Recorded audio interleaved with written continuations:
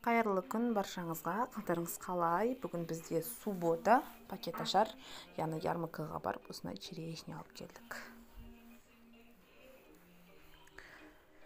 Алма, әдеттегідей, как обычно. Одан кейін осындай помидор, яғни қызана алдық.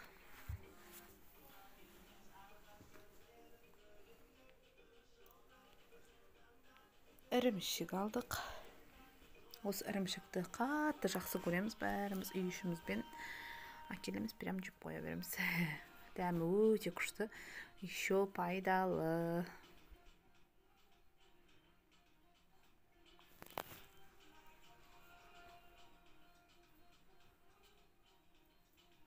Әрине, сосын апамыз осындай нават алады шай ішуге. Всегда постоянно наватсыз бізде шай емес.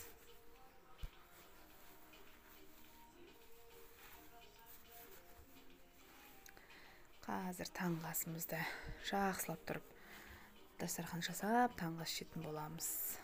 Одан кейін міндетті түрде құрма. Енді құрманың любителі бәріміз.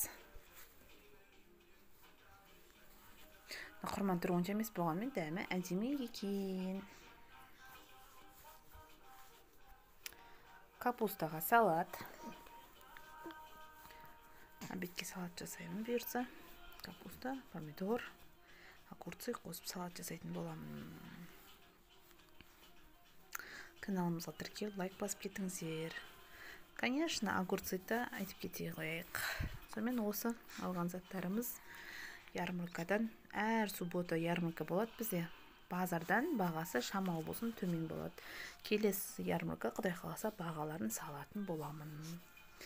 Каналымызға тіркеліп, лайк басып кетіңіздер, бізбен бірге болыңыздар.